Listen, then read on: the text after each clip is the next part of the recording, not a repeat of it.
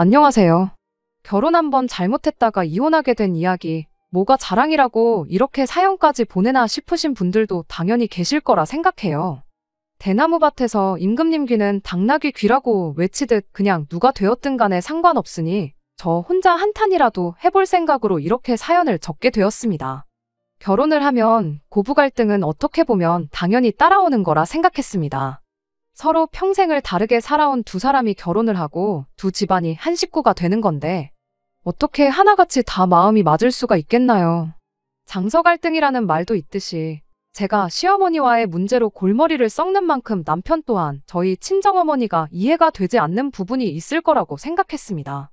서로 다른 두 집안이 결혼하는 것인 만큼 그 정도 의견 차이는 당연히 겪을 수도 있는 일이라고 생각했지요. 평생을 저희 할머니한테 당하고만 사신 저희 어머니도 아버지랑 아직도 잘 살고 계시는데 익숙해지면 괜찮을 거라 생각했고 모든 건 시간이 해결해줄 문제라고 생각했어요. 그만큼 제가 이혼이라는 결정을 내리게 된 게 그냥 하루 만에 결정한 것이 아니고 견딜 만큼 견디고 버틸 만큼 버티다 내린 결정이라는 걸 알아주셨으면 합니다. 남편과는 중매 결혼을 했다고 표현하는 게 제일 맞는 것 같네요. 사실 저는 결혼하는 데 있어서 서로 사랑하는 마음이 가장 중요하겠지만 그 사랑이란 게 안정적인 기반에서 나오는 거라 생각했어요. 제가 조건 따져가며 남편 골라서 시집갈 만큼 잘난 사람은 아닙니다. 그저 결혼할 때 있어서 양가 형편이 비슷하고 두 사람 벌이도 비슷한 사람들끼리 결혼하는 게 가장 행복할 것이라는 생각이었어요. 어느 한쪽 기우는지 법고 서로 비슷한 조건이라면 결혼 후에 이런저런 이야기가 나올 일도 없을 거라 생각했죠. 그래서 원래는 결혼정보회사에 가입을 했었어요. 사람마다 느끼는 바가 다를 테고 무조건 제 말이 맞는 건 아니겠지만 저는 거기서 썩 좋은 경험을 하지는 못했습니다.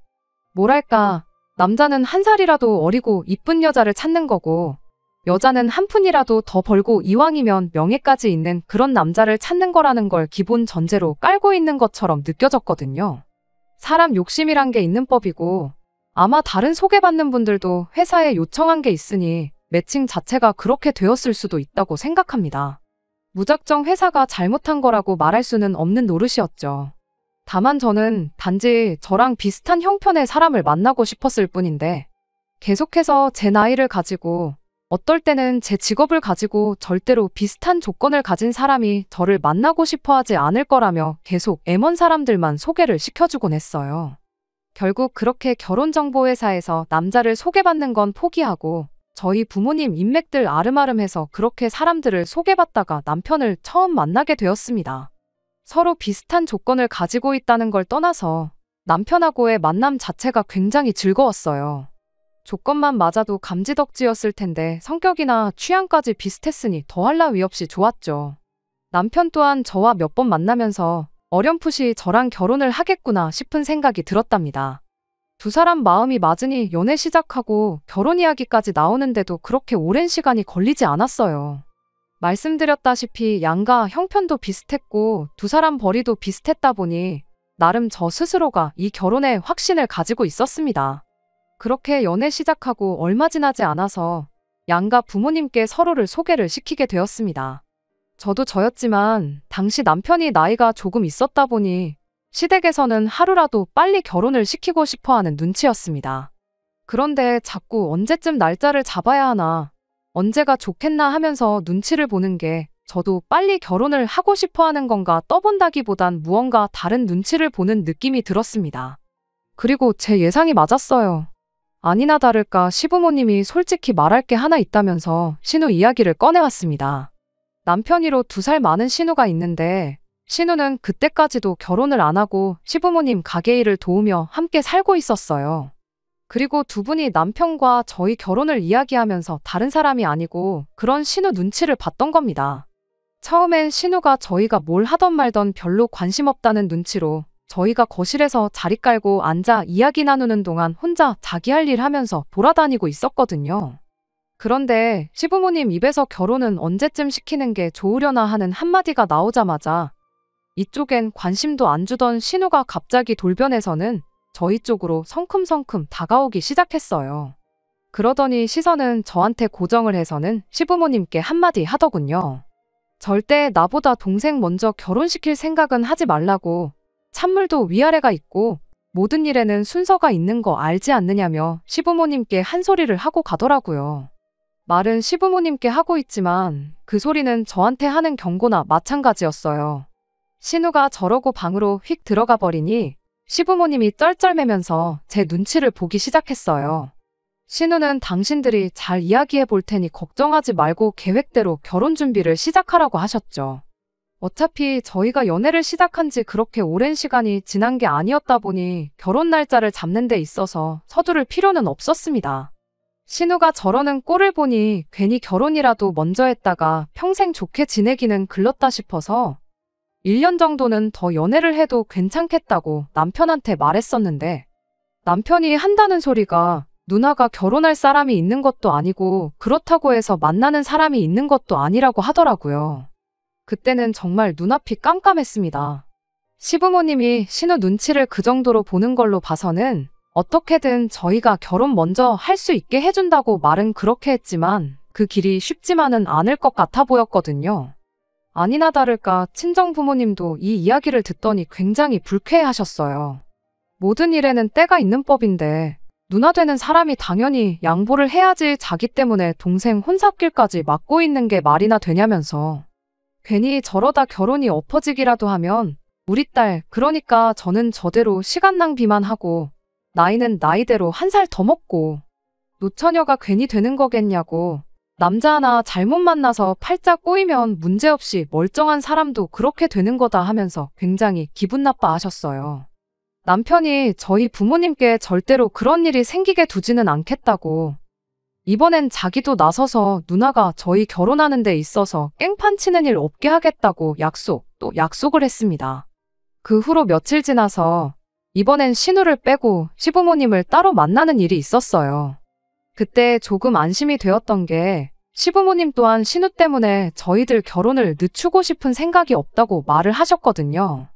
막상 저희가 결혼을 먼저 하게 된다고 한들 신우가 땡깡 부리는 것 때문에 고생이야 좀 하겠지만 자기가 뭐 어쩔 수 있겠냐. 시간 지나면 나아지겠지 하시면서 일단 신우는 생각하지 말고 계획한 대로 진행을 하라. 그런 식으로 이야기를 했어요. 물론 그 자리 자체가 아무래도 남편이 저희 집에서 나눈 이야기를 가지고 집에 가서 이야기를 했기 때문에 만들어진 자리라는 건 안 봐도 알 수 있었지만 말씀드렸다시피 저 또한 결혼 이야기 나왔다고 해서 당장 결혼하는 것보다 조금 느긋이 연애하면서 서로를 알아가는 과정 또한 중요하다고 생각했기에 일단 상황을 두고 보자는 심정이었습니다.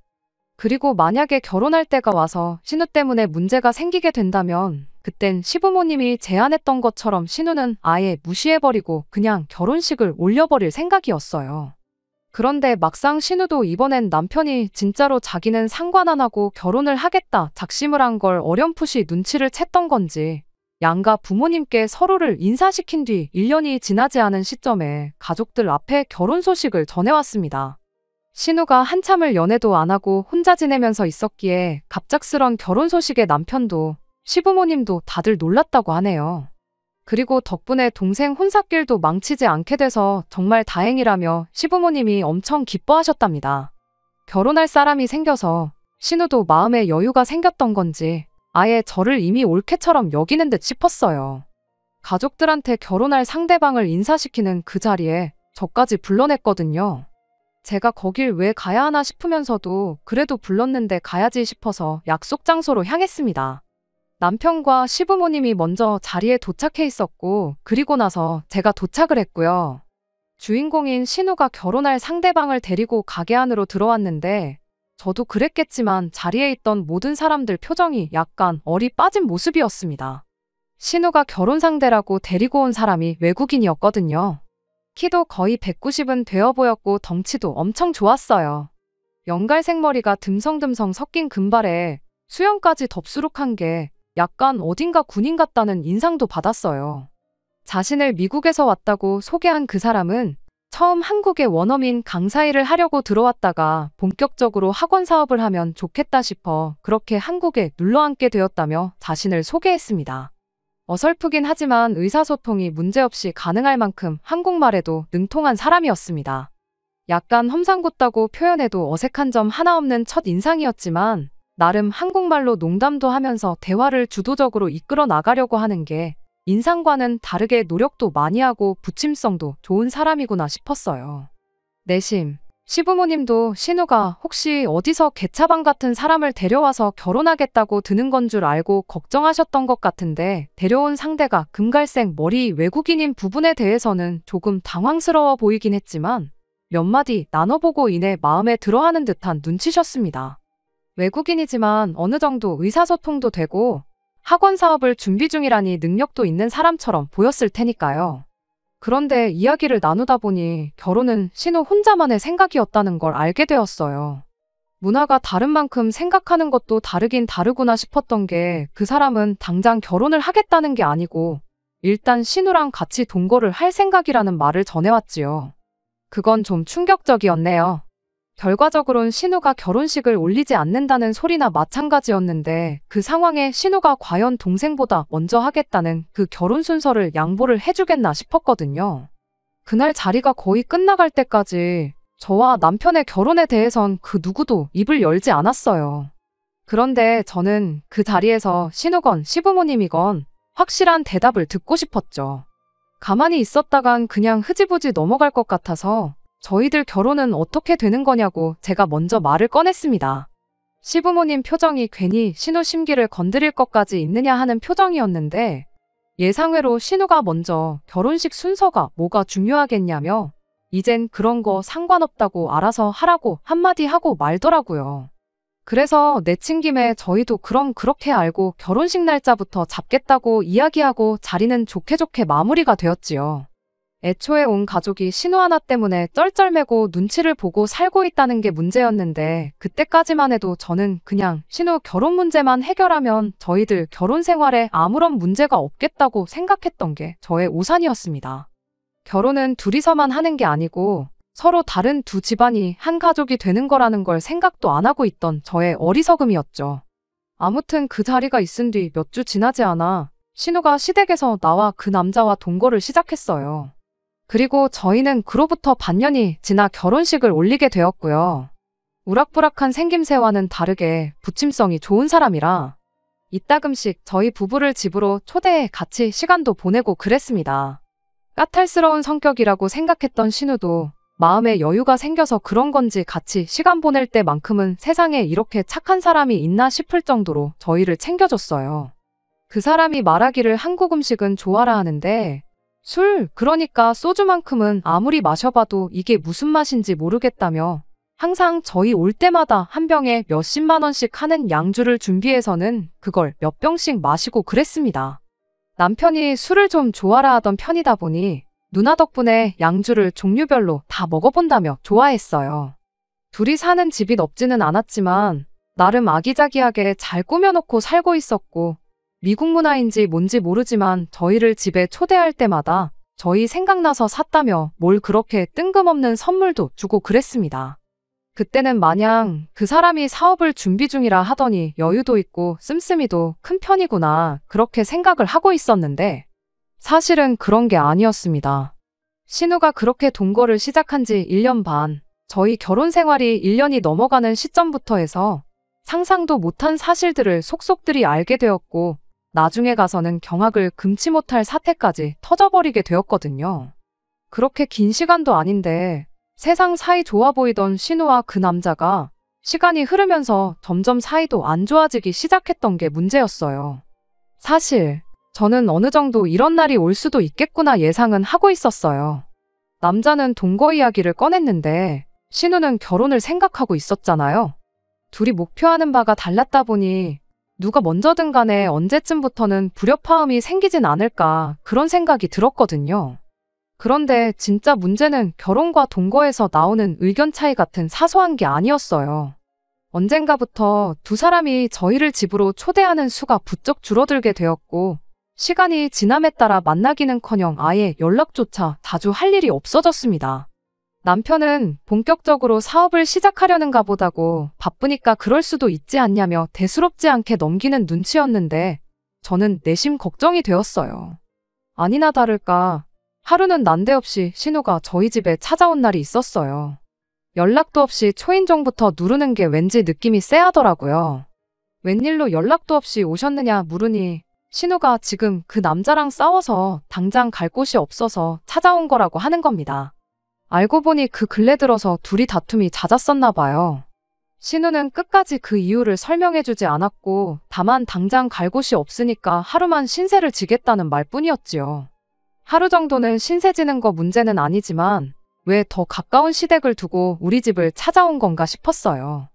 오갈 곳이 없다는데 나름의 이유가 있겠거니 싶어서 딱히 별다른 말을 하지는 않았습니다. 그렇다고 우리 집은 안 된다고 내쫓아버릴 수도 없는 노릇이었으니까요. 문제는 그날 이후로 시작되었습니다. 처음 저희 집에 재워준 그 날을 기점으로 신우가 거의 일주일에 한 번꼴로 하루만 신세지자고 계속해서 찾아오기 시작했거든요. 한참 심했을 때는 일주일에 3번도 왔던 적이 있어요. 뭘 어떻게 다투길래 허구한 날 집을 뛰쳐나오나 싶었고 남편도 누나 성질머리가 저래서 집을 나오는 거라고 대수롭지 않게 여겼었는데 하루는 그냥 두고 볼 수가 없을 정도로 몰골을 한 신우가 짐까지 싸들고 저희 집에 찾아온 거예요. 눈탱이가 시퍼렇게 멍들어서 아주 잘 익은 왕밤처럼 되어 있더라고요. 둘이 말다툼을 하다가 결국 그 남자가 힘으로 신우를 제압했었나 봐요. 남자고 여자고를 떠나서 같은 남자라도 잘못 걸리면 뼈도 못 추릴 것 같은 덩치를 가진 사람이었는데 신우가 상대가 되었겠나요? 신우 몰골을 보아하니 그간 신우랑 관계가 어쨌건 간에 걱정부터 되더라고요. 이거 경찰부터 불러야 되는 거 아니냐 했는데 신우가 호들갑 떨지 말라고 경찰 부를 정도의 일이었으면 자기가 진작에 불렀을 거라며 저를 딱 막아서더군요. 아니나 다를까 다음날 그 남자가 우리 집에 신우를 데리러 왔어요. 그 어설픈 한국어로 어눌하게 이것 참 미안하게 됐습니다 한마디 하는 게 왠지 모르게 빈정거리는 느낌이 들더라고요. 아무튼 그렇게 신우를 데려가는데 남편이 암만 자기 누나랑 사이가 안 좋았어도 그래도 가족이고 그래도 누난데 자기 누나를 저렇게 만든 그 인간이 마음에 안 들었나 봐요. 하지만 그렇다고 뭐 남편이라고 해서 상대가 되었겠나요? 남편을 2개는 합쳐놓아야지 그 사람 1명분 될까 말까였는데 남편이 할 말은 많아 보였지만 누나가 괜찮다니까 그냥 참는 것 같더라고요. 저도 남편한테 아서라고 한마디 했어요. 여자도 저렇게 묵사발을 만들어 놓는 사람이 당신이라고 못 패겠냐고 일단은 가만히 있어보라고 남편을 말렸어요. 둘이 부부는 아니지만 동거하면 뭐 부부나 다름없잖아요. 부부싸움은 칼로 물베기라고도 하고 그동안 저 또한 두 사람 문제에 제가 관여할 바는 아니라 생각했는데 막상 신우가 저런 꼴을 당한 걸 보니 그냥 넘어가서는 안 된다는 생각이었습니다. 그래서 아예 그 길로 남편을 데리고 시댁으로 찾아갔어요. 다른 건 몰라도 시부모님도 신우 상황이 어떤지 알고는 계셔야 할 것 같아서 말이죠. 그런데 알고 보니까 신우가 우리 집에만 찾아온 게 아니었던 거예요. 저희랑 연락이 조금 뜸해지기 시작했을 때쯤부터 이미 매일같이 다투는 일이 생겼고 그때는 저희 집이 아니라 시댁에 그렇게 들락거렸다는 거예요. 하도 자주 오니까 아버님이 그 남자한테 내 딸을 믿고 맡겼는데 어떻게 하루가 멀다 하고 집으로 도망 나오게 할 수 있냐며 뭐라고 잔소리를 하셨었나 봐요. 그런데 그 남자가 아주 얼굴이 도깨비 마냥 시뻘개져서는 시댁을 한번 뒤집어 놓을 뻔 했었다더라고요. 그래도 그 뒤로 따로 찾아오는 일 없어서 이제는 둘이 잘 지내는가 보다 싶었는데 저희 집에 들락거리는 줄은 상상도 못 하셨답니다. 제 생각엔 아마 신우 딴에는 저러다 그 남자가 시부모님한테 무슨 해코지라도 하겠다 싶어서 저희 집으로 도망오기 시작한 게 아닐까 싶어요. 아무튼 신우가 그렇게 다투는 걸 알고 계셨다면 혹시 무슨 일 때문에 저렇게 하루가 멀다 하고 싸우고 있는 건지 그 이유는 알고 계시냐 물었어요. 신우가 저희한테는 도무지 이야기를 안 해준다고요. 그랬더니 시부모님이 정말 충격적인 이야기를 꺼내오셨어요. 사실 그 남자가 사업을 알아본다고 했지만 땡전 한 푼 없는 사람이었답니다. 둘이 살고 있는 그 집도 당장 보증금 할 돈도 없어서 시부모님이 피땀 흘려 장사해서 모은 돈으로 얻어준 거고 거기에 신우가 직장이 없다고 했잖아요. 그런데 일을 안 하는 건 그 남자도 마찬가지였던 거죠. 둘이 일도 안 하는데 집이 해결되었다고 한들 생활비가 어디 있었겠나요? 결국 시부모님이 두 사람 생활비까지 대줬다는 겁니다. 그동안 우리한테 사줬던 쓰잘데기 없는 선물이며 저희 마시라고 선심 쓰듯 까줬던 양주며 밥까지 전부 다 알고 보니 시부모님 돈이었던 거예요. 문제는 두 사람 씀씀이가 워낙에 크다 보니 시부모님이 언제까지고 그렇게 해줄 수가 없었던 겁니다. 심지어 그때가 또 마침 코로나가 끝나갈 때쯤이었는데 코로나 겪는 동안 시부모님 장사도 많이 안 좋아지게 되었고 결국엔 그간 모아놓은 노후 자금까지 털어서 신우한테 퍼주고 있었던 거라네요. 그런데 이제 여유분까지 돈을 전부 써버리고 나니까 더 이상 두 분이 신우한테 계속 돈을 대줄 수가 없게 되었던 거죠. 두 분 노후 자금을 전부 다 쓰신 건 아니지만 여유분을 탕진하는데 고작 1년의 시간도 걸리지 않았던 겁니다. 아무튼 그렇게 생활비가 끊기게 되니 그 남자가 그것 때문에 뿔이 나서 신우한테 화풀이를 하기 시작했던 거였고 결국엔 그렇게 매번 생활비 문제로 다투다가 눈탱이가 밤탱이가 돼서 우리 집에 찾아오게 되었던 거예요. 신우가 눈이 시퍼렇게 돼서 우리 집에 짐 싸들고 도망 나오기까지 했다는 그 이야기를 전하니 시부모님도 엄청 충격을 먹은 듯 보였어요. 그런데 시부모님이 애초에 집에 데리고 온 첫날의 결혼 생각도 크게 없어 보였는데 그때 신우 동거를 못하게 반대를 했었어야 했었다고. 그런데 아무래도 니들이 마음에 걸려서 그냥 둘이 같이 살게 했는데 일이 이렇게 될 줄은 몰랐다며. 신우가 저런 인생을 살고 있는 걸 난데없이 저희한테 탓을 돌리기 시작하는 거 아니겠어요? 정말로 어이가 없었죠. 그래서 그렇게 말로만 후회를 할 게 아니고 그 사람은 빼놓더라도 일단 신우까지 같이 해서 한번 이야기를 제대로 해봐야 하는 거 아니겠냐고 현실적인 해결책을 제시를 했습니다. 그렇게 신우를 시댁으로 불러내서 온 가족이 이야기를 나누게 되었어요. 다들 하나같이 신우한테 무슨 좋은 꼴을 보겠다고 눈탱이가 밤탱이가 되면서까지 같이 살고 있냐고 그냥 결혼 안 한 거 천만다행으로 알고 그 인간하고 헤어지라고 이야기했는데 신우도 참 제정신이 아니었어요. 그 남자를 너무 사랑해서 포기를 못하는 것도 아니고 결과적으로는 그럼 나는 다시 이 지긋지긋한 집에 들어와서 엄마 밑에서 살아야 되는 거 아니냐고 그러긴 싫다고. 그냥 엄마 아빠가 돈만 제때 보내주면 없었을 일이라면서 자기 인생 망칠 생각 마시고 돈이나 보내달라는 말도 안 되는 소리를 하더라고요. 제 귀에는 그게 스스로 일해서 벌어먹고 살 생각 없고 평생 부모님이 피땀 흘려 모아놓은 돈으로 빌어먹고 살 생각밖에 없다는 소리로밖에 들리지가 않았습니다. 그런데 또 생각해보니 그런 이유라면 나도 더 이상 신우 인생에 관여하고 싶지가 않더라고요.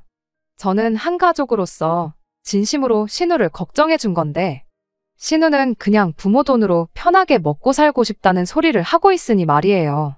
그래서 한마디 했죠. 그런 이유라면 둘이 싸우고 나서 우리 집에 올 생각하지 말라고 했어요. 말이 끝나기 무섭게 그날까지 우리한테 친한 척하던 신우도 마음이 상한 건지 저희 결혼 전에 알고 있던 원래의 신우 모습으로 돌아가더라고요. 있는 대로 성질을 부리면서 더럽고 치사해서 내가 너네 집 가나봐라 씩씩거렸는데 막상 그 이야기 나누고 며칠 지나지 않아서 또 저희 집 초인종을 누르곤 하루만 신세 좀 지겠다고 찾아오더군요. 저 또한 했던 말도 있고 그러니 진짜 우리 집에 들일 생각일랑 없었는데 남편이 그래도 이런 엄동설안에 어떻게 누나한테 노숙을 하라고 할 수도 없는 노릇 아니냐며 기어이 문을 열어주더라고요. 그래서 신우한테 염치 좀 챙기라는 식으로 한마디 꺼냈는데 신우도 그때 와서는 시부모님이랑 똑같은 말을 하더군요. 니들 때문에 남자 하나 잘못 만나서 내 인생이 꼬였다니 어쩌니 하면서요. 아니, 누가 결혼하라고 동거하라고 등 떠밀었냐? 어차피 형님이 그 남자랑 동거 안 했어도 형님 무시하고 우리끼리 알아서 결혼식 올릴 생각이었다고요. 그렇게 신우랑 언성을 높이고 있으니 남편도 눈치를 챙긴 건지 거기선 그걸 우리 탓을 하면 어떡하냐고 하면서 제 편을 들어주긴 하더라고요. 제가 신우한테 어떻게든 부모님 돈으로 편하게 먹고 살 생각은 그만하고 그 사람하고 정리하고 직장을 구하라고 이미 보증금 들어가 있는데 시댁으로 돌아갈 필요도 없는 거 아니냐. 당장 생활비는 더 나가겠지만 형님이 직장 구해서 그 남자랑 헤어지기만 하면 끝나는 문제다. 다시 한번 강하게 대 생각을 이야기해줬더니 신우는 제 말을 들을 생각은 안 하고 기어이 울음을 터뜨리더라고요. 아니, 지금 답답해서 울고 싶은 사람이 누군데 왜 우리 앞에서 약한 척 질질 짜고 자빠졌냐고 한마디 하려고 했는데 남편이 누나 눈물을 보더니 마음이 약해졌나 봐요. 그 길로 지 누나한테 달려가선 울긴 왜 우냐며 누나를 달래주더라고요. 그러더니 결국 나한테 너무하다고 누나가 그래도 의지할 곳이 우리밖에 없어서 찾아온 건데 그렇게 매정하게 굴 필요가 있냐며 뭐라고 할 게 아니라 우리가 방법을 찾아보자며 누나 편을 드는 거예요. 그리고 나서 남편이 신우를 방에 데리고 가서는 둘이 이러쿵저러쿵 무슨 이야기를 나누더라고요. 한참 그러고 있다 나오더니 남편 하는 말이 일단 우리가 할 수 있는 건 누나한테 직접적으로 돈을 줄 수는 없지만 돈을 벌 방법 정도는 대신 알아봐 줄 수 있지 않냐며 일단 수입이 생기면 둘이 이렇게 싸우는 일은 없지 않겠냐. 둘이 잘 지내는 거 직접 봐서 알지 않느냐고 저를 설득하더라고요. 그래서 나는 빠질 테니 알아서 하라고 한마디 해줬어요. 며칠 지나서 남편이 이래저래 해서 어떻게 과외 자리를 알아왔나 보더라고요. 전단지 만들어다 여기저기 붙이고 당근에도 올리고 하면서요. 당장 누나도 그렇고 그 사람도 그렇고 직장 구해서 일할 생각은 없어 보이지만 과외 자리면 하루 한두 시간 짬만 내면 되는 거니 문제 없을 거라고. 그리고 원어민이니만큼 페이도 세서 조금만 해도 웬만한 사람들 월급만큼은 벌겠다고 하면서 최대한 이런 식으로라도 도와주자는 소리를 하더라고요. 생각보다 남편의 아이디어가 먹히긴 했어요. 아무래도 원어민 직접 과외를 원하는 집이 많다 보니 연락이 엄청 많이 오더라고요. 남편은 신우한테 과외 공고 올리는 방법 같은 걸 알려주고 그 길로 신우네한테서 손을 뗐고요. 수입이 생기니 신우가 싸웠다고 저희 집에 찾아오는 일도 없어졌고 그렇게 우리 인생에 다시 신우가 빠지게 되니 남편하고 언제 그랬냐는 듯 다시 사이가 좋아졌어요. 그런데 산 넘어 산이라고 하나 해결했구나 싶었더니 여지껏 신우가 날이면 날마다 찾아오는 건 문제축에도 들지 못하는 일이 터지고 말았습니다. 아무튼 신우랑 그 남자가 다시 평화롭게 된 데에는 남편 공이 컸지만 저랑은 앙금이 남아있었다 보니 둘이 다시 사이가 좋아졌더라도 예전처럼 저희를 집에 초대하거나 같이 시간을 보내거나 하지는 않았습니다. 그래도 둘이 사이는 정말 좋아졌던 건지 그렇게 된 지 몇 달 지나지 않아서 신우가 임신을 했다는 소식을 듣게 되었어요. 경사였죠. 시부모님도 이젠 아이가 생겼으니 그 남자도 동거를 끝내고 결혼을 하자고 들지 않겠나 나름 그런 기대를 하셨나 봐요. 그 이후로는 신우네가 다시 저희한테도 연락을 하기 시작했어요. 뭐 보나마나 조카 생겼으니 뭐라도 하나 받아내고자 연락을 했던 걸 테지만 저도 제 나름대로 신우가 안정이 되는 편이 제 인생에 도움이 되면 되는 상황이었으니 그 상황을 애써 반겨보려고 노력했습니다. 신우가 임신 6개월이 지났을 때는 실제로 두 사람 사이에 결혼 이야기가 오가기 시작했습니다. 신우가 배가 너무 부른 상태에서는 결혼식을 올리고 싶지 않다며 아이 태어나고 나서 몸매 관리 좀 받은 다음에 그때 가서 결혼식을 올리는 쪽으로 이야기가 되었던 것 같아요. 그래서 뭐 저희는 웨딩 사진을 어디서 했니? 스드메 정보는 어디서 얻었니? 그런 심심한 이야기를 한참 신우랑 주고받고 있었는데 신우 아이 태어나기 2달 전 경악을 금치 못할 사건이 터져버리고 말아버렸습니다. 신우가 이게 무슨 일이냐고 펑펑 울면서 저희 집이고 시댁이고 전화를 돌린 거예요. 자고 일어나니까 제임스가 온데간데 없다면서 이게 무슨 일이냐고 아주 난리가 났던 거죠. 저희도 이게 무슨 일인가 싶었어요. 전화 끊기가 무섭게 그 길로 시부모님 모시고 신우네 집으로 달려갔죠. 도착했더니 신우는 이게 무슨 일이냐고 펑펑 울고 있었어요. 집안 분위기를 보아하니 급한 대로 자기 집 몇 개만 챙겨서 잠적을 해버린 것 같더라고요. 편지 한 통도 남겨놓지 않고요. 그간 얼마나마 벌어서 모아놓은 돈도 동전 한 입 남겨놓지 않고 싹 다 챙겨간 상황이었어요. 대놓고 야반도주를 한 건데 암만 전화를 한다고 한들 그 사람이 미쳤다고 전화를 받을 일도 없었겠죠. 그 뒤로 정말 난리도 아니었지요. 남편이 어떻게든 그 사람 찾아내겠다고 백방으로 노력했는데 애초에 그 사람 이름이 제임스도 아니었고 저희가 알고 있던 모든 개인정보가 다 가짜였다는 사실까지 알게 되고 나니 그 사람 찾아내는 건 글렀구나 싶었습니다. 당연한 소리겠지만 그 이후로 집안 꼴이 말도 아니었어요. 신우는 그 길로 시댁으로 다시 들어와서 살게 되었고요. 예정일이 다가와 가는데 딱히 다른 수도 없었으니 말입니다. 그러던 와중에 남편이 집념을 발휘해서 그 인간을 찾아낼 수 있었습니다. 실제로 찾은 건 아니고 그 사람의 SNS를 찾아낸 거예요. 이미 본국으로 돌아간 상황이었고 여기저기 놀러 다니는 사진을 올리는 걸로 봐서 자기가 뿌려놓은 씨는 신경도 안 쓰이는 듯 인생을 즐기며 살고 있는 듯 보이더군요. 충격적인 건 저희가 알고 있던 이름뿐만 아니라 어느 나라에서 왔는지 나이가 몇 살인지도 전부 다 거짓말이었어요. 심지어 그쪽 나라에 이미 한국에 오기 전부터 가정까지 꾸리고 살고 있는 한 집안의 가장이기까지 했다는 사실에 저희는 경악을 금치 못했습니다. 그래도 꼬리를 잡았다는 게 어디냐 싶었고 저희는 그 길로 바로 법률 상담을 받으러 갔어요. 소송도 가능하고 양육 비청구도 가능하다는 답변을 받았는데 문제는 그 과정 자체가 상당히 힘든 길이 되겠다는 이야기였습니다. 양육비 역시 안 주면 받아낼 방법이 없다는 식이었는데 이제 다 해결했구나 싶었는데 그 희망마저 산산조각이 나버리고 말았어요. 그래도 저희는 신우를 위해서 할 수 있는 최선을 다했다고 생각했는데 그게 아니었어요. 그 남자를 인터넷으로 찾아낸 얼마 뒤 저는 남편과 이혼을 결심하게 되었습니다. 하루는 시어머니가 저희를 불러내서 시댁에 찾아갔어요. 신우도 나라 잃은 표정을 하고 옆에 같이 앉아 있었죠. 신우 몰골을 보니 그간 맘고생이 얼마나 심했는지 단번에 알 수 있었어요. 참 딱해 보였죠. 그런데 그런 안쓰러운 마음도 잠시 시어머니가 저희한테 기니 할 말이 있어서 오늘 자리를 만든 거라는 말로 이야기를 시작했을 때 오늘 이 자리에 우리를 부른 게 절대로 좋은 일로 부른 건 아니겠구나 하고 대충 감이 오긴 했는데 이어진 시어머니가 난데없이 정말 제 상식을 뛰어넘는 말도 안 되는 요구를 해왔습니다. 곧 태어날 신우 아이를 저희가 맡아서 키우면 어떻겠냐고요. 당신이 알아봤는데 어떻게 조금 수만 쓴다면 조산원 같은 데서 아이를 출산하고 출생신고를 저희들 이름으로 할 수 있다더랍니다.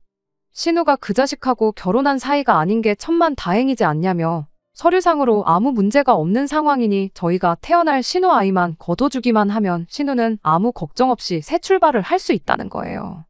가족 좋은 게 다 뭐냐시며 힘들 때 서로 도와주는 게 진짜 가족이 아니겠냐 하시는데 그렇게까지 말하는 거 보니 시어머니가 그냥 하는 말이 아니라 진심으로 하는 말이구나 싶더라고요. 당연히 저는 싫다고 했어요. 무슨 그런 말도 안 되는 부탁을 아무렇지도 않게 하시냐고요. 그랬더니 옆에서 가만히 있던 신우가 입에 거품을 물고는 그게 무슨 말도 안 되는 부탁이냐며 따지고 보면 니들 때문에 이렇게 된 거라고 이 상황을 저희 탓으로 몰고 가기 시작했습니다. 그래서 신우가 말 꺼내기 전에 제가 한마디 했죠. 저희 때문에 억지로 등 떠밀려서 그 사람하고 동거를 시작했다는 소리는 꺼내지도 말라고요. 전에도 말했듯이 형님이 그 인간 안 만났어도 우리는 형님 사정 볼 것도 없이 그냥 결혼할 생각이었다고 딱 잘라서 말해줬습니다. 그랬더니 이번엔 가만뒀으면 그 인간하고 헤어졌을 건데 니들이 오지랖 부려서 일자리도 구해주고 그러는 바람에 다시 사이가 좋아져서 아이가 생긴 거 아니겠냐며 그거에 대한 책임을 지라는 말도 안 되는 주장을 펼치더라고요. 시어머니의 말도 안 되는 부탁도 이 모든 상황을 저희 탓으로 몰고 있는 신우의 억지도 어이없었지만 그 와중에 제일 어이가 없던 건 바로 남편의 반응이었습니다. 절대로 신우 애를 키울 수 없다는 제 말에 힘을 보태주기는커녕 옆에 앉아서 저한테 소곤거리길 죽은 사람 소원도 들어준다는데 죽고 나서 들어줘봐야 그게 다 무슨 소용이겠냐고 살아있을 때 도와주는 게 맞는 거 아니냐며 불쌍한 우리 누나 인생 구제해주는 셈 치고 아이를 우리가 키워주는 게 어떻겠냐고 저를 설득하려 들던 남편의 반응이었습니다. 별것도 아닌 일에 제 편을 들어주면 뭐해요. 정작 중요할 때는 가족 편을 들어주는데 정말 믿는 도끼에 발등 찍힌다는 기분이 딱 이런 기분 아닐까 싶었습니다. 제정신으로 하는 소리냐고 그랬더니 피 한 방울 안 섞인 남이 자식 입양해 키우는 사람도 있는데 뭐가 문제겠냐며 그냥 가슴으로 낳은 우리 자식이라 생각하고 잘 키우면 되는 거 아니겠냐고 끝까지 자기 가족들 편을 드는 거예요.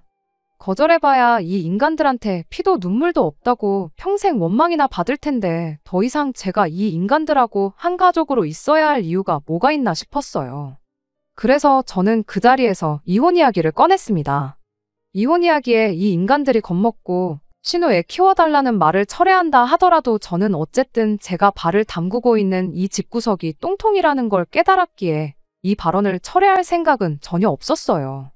그런데 이혼 이야기가 나오기 무섭게 그럼 출생신고만이라도 제 이름으로 해주면 안 되냐는 부탁을 해오더군요. 말인즉슨 어차피 저는 이혼녀 딱지를 달 테니 출산 기록이 남는 것쯤은 아무 문제 아니지 않냐는 소리였어요. 이혼하고 양육권은 자기들이 가져갈 테니 신우 서류만 깨끗하게 해달라는 소리였죠. 그 길로 저는 자리를 박차고 일어나서 남편은 물론이고 신우의 시부모님까지 다 싸잡아서 한마디 했습니다. 단체로 정신 나갔냐고 제정신 좀 챙기라고요. 신우가 이혼한 기록이 없으니 출산 기록만 어떻게 하면 새 출발할 수 있다고 생각하나 본데 정신 차리라고 한마디 해줬습니다. 이미 우리 결혼한다고 이야기 나왔을 때부터 신우 결혼은 평생 긁는 거나 마찬가지였는데 그깟 기록 몇 개 있고 없고 한다고 신우가 앞으로 결혼해서 새 인생 살 수 있다고 생각한 거면 큰 오산이라고요. 그거 아니었어도 평생 혼자 살았을 인생이니 적어도 평생 혼자 외롭지 않게 지금부터 정신 차리고 애나 똑바로 키우라고 한마디 해주고 남편도 그렇게 누나애를 키워주고 싶으면 나랑 이혼하고 누나랑 합가해서 네 조카 아빠 노릇이나 실컷 해주라 한마디 해주고 그렇게 그 집구석을 뛰쳐나왔네요. 그날 이후로 남편이 자기가 잘못 생각했다며 이혼만은 말아달라고 싹싹 빌기 시작했지만 앞으로 신우에 태어나면 펼쳐질 제 인생이 눈앞에 선해서 그렇게 못하겠다고 협의 이혼 해주기 싫으면 몇 년이 걸리더라도 진흙탕 싸움을 하는 한이 있어도 꼭 이혼하게 만들어줄 테니 그렇게 알라 말해주고 저는 그 길로 짐 싸서 친정으로 향했습니다. 남편과 이혼을 진행하는 과정에서 신우의 아이가 태어났고 순리대로 신우 아이는 신우호적으로 올라갔어요. 그렇게 되니 적어도 아들까지 이혼남을 만들기 싫었는지 시부모님이 저희 친정집까지 찾아와 저는 물론이고 저희 부모님한테까지 다시 한번 생각해달라 싹싹 빌었지만 이미 질릴 대로 질린 집구석에 남아있는 정이라고는 눈꼽만치도 없었고 그 길로 그렇게 이혼을 하게 되었습니다. 정작 누나를 위해 아빠가 되어주겠다고 자처하던 남편은 막상 신우네 애가 태어나니 가족들은 나 몰라라 하고 혼자 지내기 시작했어요. 그 꼴을 보니 정말 제가 잘못된 선택을 내려 신우 아이를 데려다 키우겠다 했어도 달라지는 건 없었겠구나 싶고 이 사람과 진짜 내 아이를 만들지 않은 게 정말 천만 다행이구나 싶었습니다. 신우는 내 인생 망했다고 아이 태어나자마자 방문 걸어 잠그고 은둔 생활을 시작했어요. 결국 애는 시부모님이 맡아서 키우게 되었고요. 정신 못 차린 딸 하나도 버거울 텐데 갓난아이까지 키우게 되었으니 시부모님 노후의 고생길이 안 봐도 눈에 선하네요. 다른 건 몰라도 쓸데없는 정에 휩쓸리지 않고 빠르게 이혼을 결심한 제 선택이 정말 잘했다는 생각뿐이고 결국 이혼녀가 되긴 했지만 저야말로 제게 찾아온 두 번째 기회를 날려먹지 않게 항상 최선을 다해서 살아야겠다는 생각뿐입니다. 끝까지 들어주셔서 감사합니다. 오늘의 사연은 여기까지입니다.